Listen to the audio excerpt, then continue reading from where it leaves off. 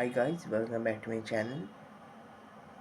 তোমরা হয়তো বুঝেই গেছো আজকের টপিক কি আমার থাম্বনেইল দেখে।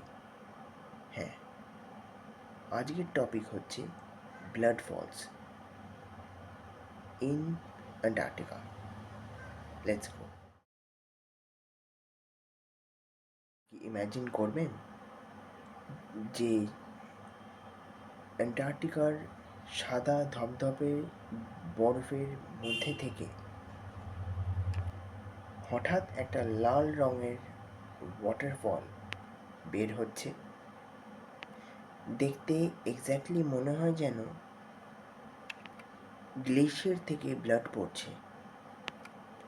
এই মিস্টেরিয়াস জায়গাটার নাম দ্য ব্লাড ফলস। হ্যাঁ, আমি যে ব্লাড ফলসের কথা বলছিলাম এই সেই ব্লাড ফলস। কিন্তু প্রশ্ন হলো, এটা কি রিয়েলি ব্লাড, নাকি নেচারের কোনো স্ট্রেঞ্জ সায়েন্টিফিক ফেনোমেনন? আজকের ভিডিওতে আমরা জানব ব্লাড ফলসের রিয়েল মিস্ট্রি, এর ডিসকভারি এবং সায়েন্স কি বলে এই অদ্ভুত লাল রঙের জলটাকে নিয়ে।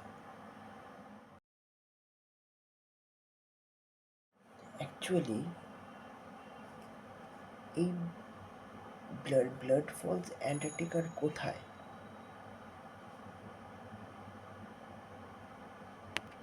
A blood falls located Antarctica's Taylor Glacier. Taylor, এটা অ্যান্টার্কটিকার ম্যাকমার্ডো ড্রাই ভ্যালিজে এর এরিয়াতে অবস্থিত, যা পৃথিবীর সবচেয়ে ড্রাই ডেজার্ট বলেও জানা যায়। ইয়েস, অ্যান্টার্কটিকার মধ্যেও ডেজার্ট আছে, আর এখানকার temperature is very low. Rainfall is almost zero এবং পুরো ল্যান্ডস্কেপটা আইস, রক আর ফ্রোজেন ডেজার্ট দিয়ে ঘেরা। এই ফ্রোজেন এনভায়রনমেন্টের মধ্যেই হঠাৎ দেখা যায় একটা ব্লাড রেড ওয়াটারফল।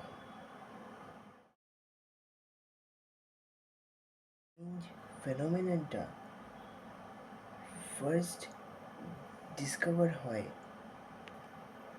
1911 সালে, 1911। Australian geologist Thomas Griffith Taylor Antarctica এক্সপিডিশনের সময় এই আনইউজুয়াল ওয়াটারফলটা নোটিস করে। তখন সায়েন্টিস্টরা খুব কনফিউজড হয়ে যান। কারোর মনে হলো হয়তো গ্লেশিয়ারের মধ্যে কোনো রেড অ্যালগি বা মাইক্রো অর্গানিজম আছে। আবার কারোর ধারণা ছিল এটা কোনো আনইউজুয়াল মিনারেল ডিপোজিটের জন্য হতে পারে। কিন্তু তখন টেকনোলজি এত অ্যাডভান্স ছিল না, তাই এই মিস্ট্রিটা অনেক বছর ধরে আনরিজলভড থেকে যায়।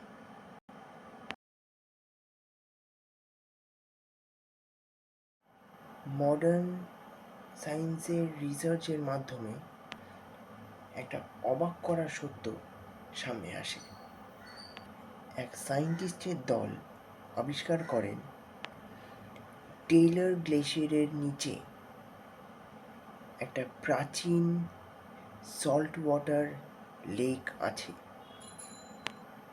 এই লেকটা হাজার বছর ধরে গ্লেশিয়ারের নিচে ট্র্যাপড হয়ে আছে, আর এই জলের মধ্যে আছে আয়রন রিচ মিনারেলস। যখন এই জল ওই গ্লেশিয়ারের ফাটল দিয়ে বেরিয়ে আসে, তখন এটা অক্সিজেনের সাথে রিয়্যাক্ট করে, আর এই রিয়াকশনকে বলে অক্সিডেশন। আয়রন যখন অক্সিজেনের সাথে রিয়্যাক্ট করে তখন রাস্ট তৈরি হয়, আর রাস্টের কালার হলো রেডিশ ব্রাউন। তাই গ্লেশিয়ার থেকে বের হওয়া জলটা ব্লাড রেড দেখতে হয়ে যায়। ফলসের মিস্ট্রি এখানেই শেষ নয়। সায়েন্টিস্টরা আরও একটা শকিং ডিসকভারি করেছেন। গ্লেশিয়ারের নিচে যে এনশিয়েন্ট লেকটা আছে, সেখানে মাইক্রো অর্গানিজমস সারভাইভ করছে হাজার হাজার বছর ধরে। সবচেয়ে অবাক করা কথা হলো, এই অর্গানিজমসরা সারভাইভ করছে without Sunlight and without oxygen. এইটা সায়েন্সের জন্য একটা হিউজ ডিসকভারি ছিল, কারণ এটা প্রুভ করে যে লাইফ এক্সট্রিম এনভায়রনমেন্টেও এক্সিস্ট করতে পারে। এই ডিসকভারি ফিউচারে অ্যাস্ট্রোবায়োলজি রিসার্চেও বিশাল সাহায্য করতে পারে। সায়েন্টিস্টরা মনে করেন এই ধরনের লাইফ ফর্মস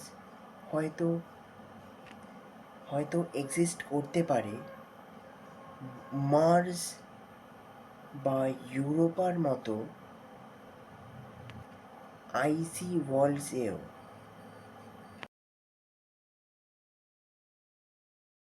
শুধু একটা মিস্টিরিয়াস ওয়াটারফল না, এটা সায়েন্সের জন্য একটা ইম্পর্টেন্ট জিনিস।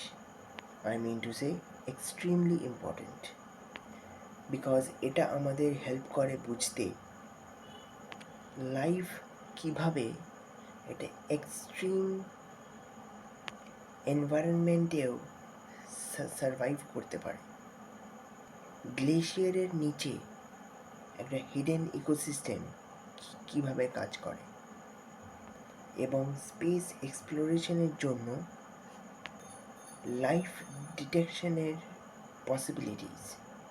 তাই অ্যান্টার্কটিকার এই ছোট্ট ওয়াটারফল আজ গ্লোবাল সায়েন্টিফিক রিসার্চের একটা ইম্পর্টেন্ট সাবজেক্ট।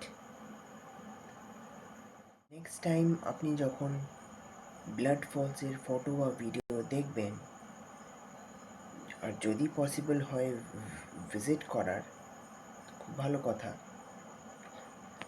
এটা মনে রাখবেন, এটা কোনো হরর স্টোরি নয়, এইটা নেচারের একটা অ্যামেজিং সায়েন্টিফিক মিস্ট্রি।